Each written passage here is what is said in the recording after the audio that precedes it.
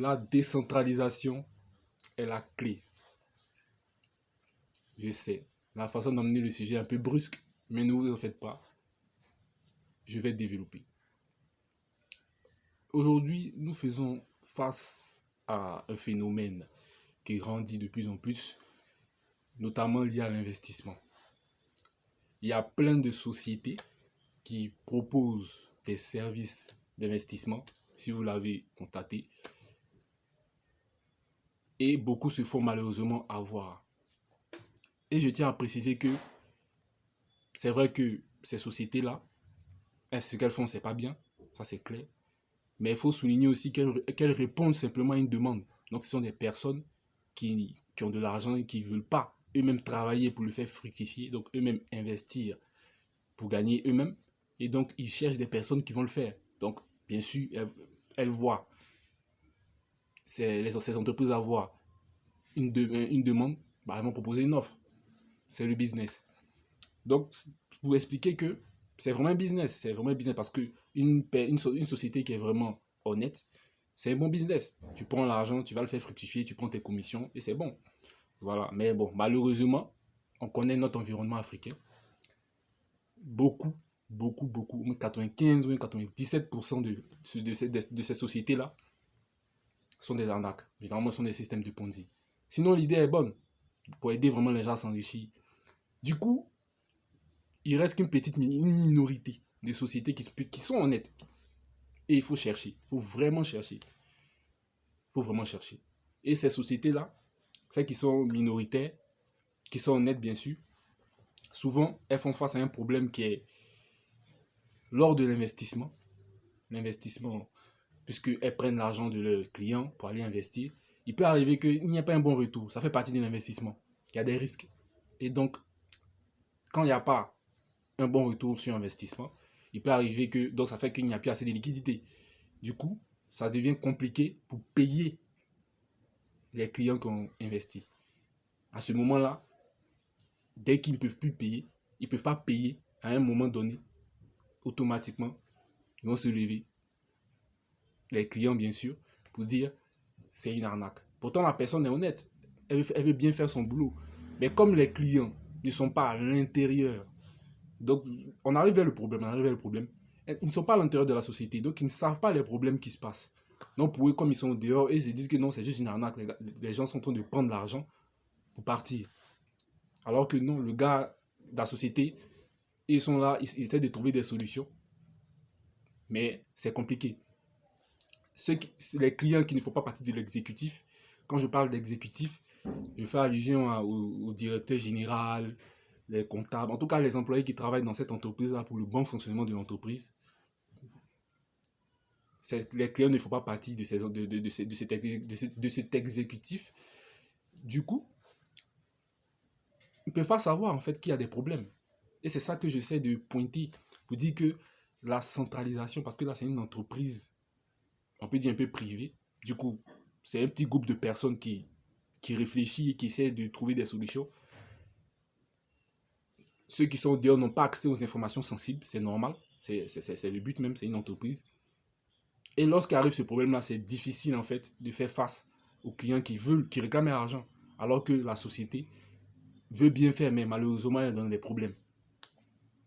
Dans ce genre de cas-là, les clients vont commencer à dire qu'ils sont fait de mauvais témoignages, pour dire qu'ils sont des voleurs, des arnaqueurs.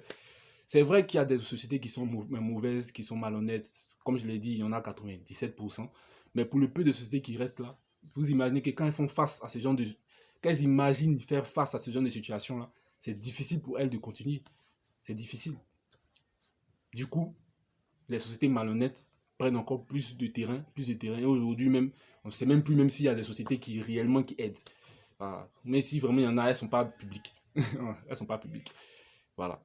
Et le vrai problème, c'est la centralisation. Ça fait que les personnes qui accèdent à ce genre de services, c'est les plus riches. Hein. Voilà, parce que les sociétés honnêtes ne veulent plus peut-être prendre l'argent des clients qui sont peut-être pauvres, si on peut le dire ainsi, qui n'ont pas suffisamment d'argent, pour faire travailler avec les plus riches parce qu'eux peuvent comprendre. Les plus riches, ils savent que souvent il y a des problèmes.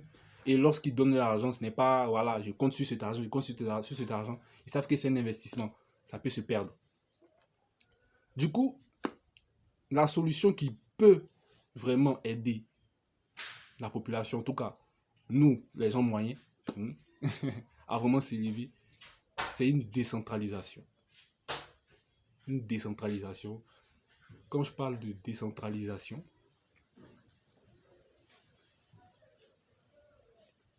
c'est de créer une communauté dans laquelle nous tous, nous travaillerons à investir ensemble. Je m'explique. Comme je l'ai dit tantôt, pour une entreprise d'investissement standard, il y a un exécutif. Il y a des personnes qui vont apporter le capital et il y a cet exécutif, ce groupe d'exécutifs-là, et ils vont se charger de prendre le capital et de le faire fructifier.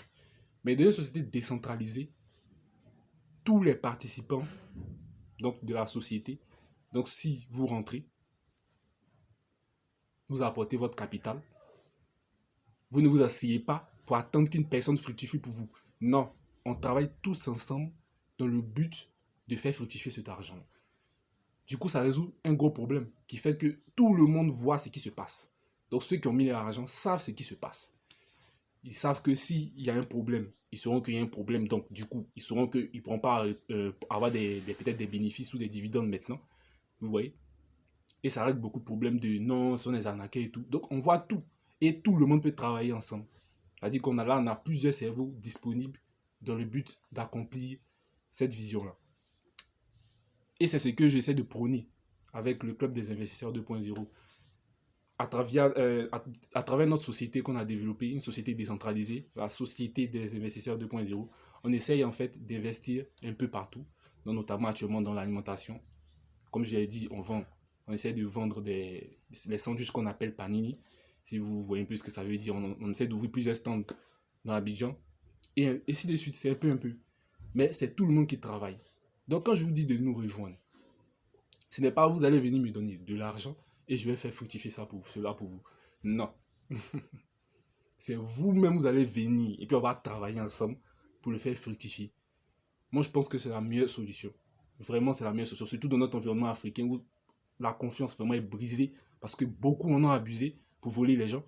Du coup, ça devient maintenant difficile de faire confiance à quelqu'un qui va te dire je vais faire fructifier ton argent. Donc, ce qu'on propose, c'est la décentralisation.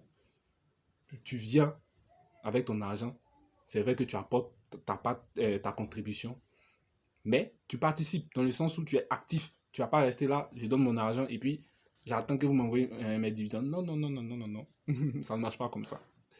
Tu vas travailler aussi. Tu vas t'impliquer.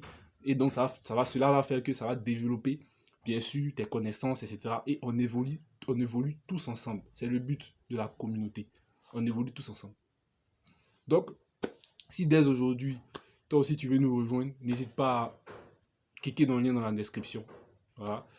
J'ai ouvert une école, l'école des investisseurs 2.0, où je donne des cours, notamment un peu sur la finance, la spiritualité dans la finance, développement personnel, etc., etc. Et plein de méthodes pour gagner de l'argent, un peu atypiques, notamment dans les paris sportifs, trading et bien d'autres. Donc, n'hésite pas à nous rejoindre. C'est gratuit, les cours que je donne là-bas, c'est gratuit. Et plus tard, après, si tu veux rejoindre la société, on verra comment faire. Donc n'oublie pas cela. La décentralisation, c'est la clé.